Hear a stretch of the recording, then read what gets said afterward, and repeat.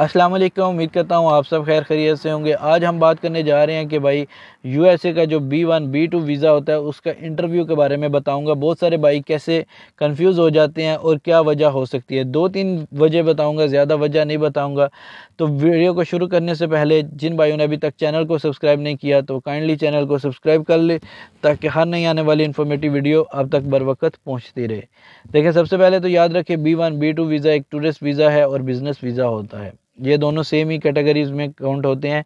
तो इसके लिए एक DS 160 फॉर्म आप फिल करते हैं, जिसमें हर चीज़ आप एक एक पॉइंट लिखते हैं आप कि क्या आपकी एज है, क्या काम करते हैं, प्रोफेशन क्या है, एजुकेशन कितनी है, क्या कर रहे हैं आप, क्या आपने किया है, ट्रैवल हिस्ट्री क्या है क्या नहीं है। तो हम लोग क्या करते हैं, बहुत सारे एशियन जो लोग होते हैं हम लोग ब्लेंडर मारते हैं। ब्लेंडर मारने में हम लोग अव्वल पोजीशन पे हैं। अभी रिसेंटली कुछ ऐसा हुआ कि एक भाई ने इंटरव्यू के लिए गया यूएस एम्बेसी में। जब उसका इंटरव्यू था तो इंटरव्यू में उसने जो फॉर्म फिल किया हुआ था, जो कंसुलेटर बैठा होता है, ऑफिसर बैठा होता है इमिग्रेशन वाला, वो सामने उसने पूरा फॉर्म उसका ओपन किया होता है और आपसे पूछ रहा होता है कि जी भाई आपने कहाँ पे ट्रैवल हिस्ट्री, आपकी ट्रैवल हिस्ट्री क्या है, कहाँ ट्रैवल किया आपने। तो उस बंदे ने जब ट्रैवल हिस्ट्री लिखी थी तो उसने ब्लंडर मारा हुआ था 1-2। ये रियल वाक़या मैं आपको बता रहा हूँ। उसने ब्लंडर मारा हुआ था कि मैं तो सिंगापुर भी गया था, थाईलैंड भी गया था, लेकिन इन जगह पे नहीं गया। जिन जगह का लिखा था उनमें से एक्स्ट्रा लिख दिया था, मतलब 2-3 कंट्री एक्स्ट्रा लिख दिए थे। अब ऑफिसर सामने देख रहा है कि इस भाई ने फॉर्म में तो कुछ और लिखा है, बता कुछ और रहा है, तो साथ ही उसने रिफ्यूज़ल की स्टैंप लगा के दे दिया पेपर। अब देखें, रिफ्यूज़ल हो गया। अब ये यहाँ पे क्राइटेरिया क्या है, क्राइटेरिया को आपको समझना पड़ेगा कि आप कैसे इंटरव्यू क्लियर कर सकते हैं। सबसे पहले याद रखें, अगर तो आपने यूएसए का वीज़ा लेना है तो आप सच बोलें। जब आप सच बोलेंगे, जब आप कोशिश करेंगे सारी चीज़ें क्लियर बताने की, आपका ट्रैवल हिस्ट्री है नहीं है, बैंक स्टेटमेंट अच्छी है, एजुकेशन है, आपकी इंग्लिश अच्छी है नहीं अच्छी, डजेंट मैटर। सबसे पहले अमेरिका अमेरिका नहीं, पूरी दुनिया में जब आप सच बोलते हैं, इंटरव्यू देने के लिए स्पेशली जाते हैं, तो आप क्लियर कट बताएं। आप कुछ भी ब्लेंडर उसमें ना मारें कि मैं ये करता हूँ, ये करता हूँ, ये किया नहीं। जो आप हैं, जितने हैं उतना ही बताएं, एक्स्ट्रा आप ना बताएं। क्योंकि आप जब झूठ बोलेंगे, आप बाज़-औक़ात क्या होता है कि हम लोग DS 160 फॉर्म खुद फिल नहीं करते, हम लोग थर्ड पार्टी से फिल करवा लेते हैं, किसी ट्रैवल कंसल्टेंट से फिल करवा लेते हैं या एजेंट से। अब वो क्या करता है कि आप उसको बताते जाते हैं, वो भी लिखता जाता है, उसका तो कुछ कसूर नहीं है, आपने जो उसको बताना है वो फिल कर देगा। अब मसला क्या होता है, आपने सब कुछ फिल कर दिया, अभी आपका सब कुछ हो रहा है, आपको एक चीज़ आपने की नहीं होती तो वो दिमाग से निकल जाती है। फॉर एग्जांपल, अगर मैंने BA के पेपर नहीं दिए तो मैं कह दूं कि मैंने दिए, तो वो दिमाग से निकल जाएगा।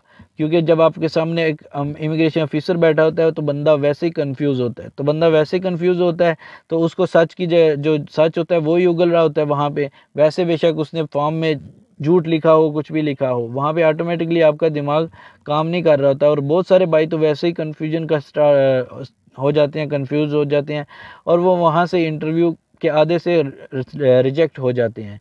तो हमेशा कोशिश करें, जब आप DS 160 फॉर्म फिल कर रहे होते हैं, अगर तो खुद करते हैं तो बेहतरीन उसको याद भी करते जाएं कि आपने क्या क्या फिल किया है, क्या आपने लिखा है, क्या नहीं लिखा।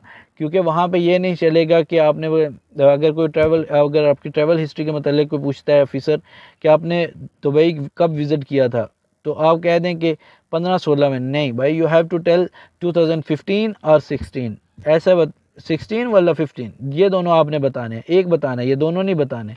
क्योंकि ये हम लोग ऐसे तो कह देते हैं कि भाई 15-16 में किया था, नहीं, आपको एग्जैक्ट बताना पड़ता है कि आपने कब ट्रैवल किया था UAE में।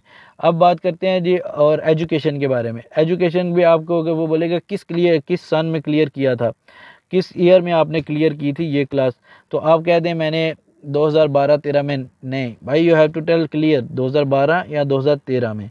ये बातें बताने का मकसद ये है कि एक्सपीरियंस जो है वो आपके साथ शेयर कर रहा हूँ, ये रियलिटी पे बेस पे है। क्योंकि ऐसा होता है और बहुत सारे भाई इसी वजह से फंस जाते हैं कि उन्होंने फॉर्म में कुछ और लिखा होता है और बता कुछ और रहे होते हैं। तो जब आप ऑफिसर को कुछ गलत बता रहे होते हैं, डेफिनेटली वो ऑफिसर है, वो सारा दिन उसका काम ही ये है आपको जज करना। आप जैसे हमारे जैसे लोग 100 लोगों को वो डील करता है, तो उसको वैसे ही पता चल जाता है कौन बंदा रियल है और कौन फेक है। तो हमेशा कोशिश करें जो आप हैं आप वही बताएं, रियल बने। रियल बनेंगे तो वीज़ा मिलना ईजी है। आपकी ट्रैवल हिस्ट्री नहीं, बहुत सारे ऐसे भाइयों को मैंने देखा है यार उनको पढ़ना लिखना नहीं आता, इंग्लिश में अपना नाम नहीं लिखना आता, लेकिन वो सिर्फ सच बोलते रहे और स्ट्रगल करते रहे, उनको अमेरिका का वीज़ा मिल जाता है विदाउट हिस्ट्री। तो लेकिन बाज़ का ट्रैवल हिस्ट्री आपने यूरोप तक विज़िट किया और आपका कोई एश्योरेंस नहीं है, कोई गारंटी नहीं है कि अमेरिका का भी आपको वीज़ा मिलेगा। तो कोशिश करें जब भी आपका इंटरव्यू हो तो कोशिश करें आप क्लियर बातें बताएं। क्लियर बातें बताएंगे तो I hope you will get the visa. तो ये थी आज की एक इन्फॉर्मेटिव वीडियो। उम्मीद करता हूँ वीडियो पसंद आई होगी। शेयर लाजमी करें, ये बहुत इंपॉर्टेंट है। तो मिलते हैं एक नए वीडियो के साथ, तब तक के लिए अल्लाह हाफिज़।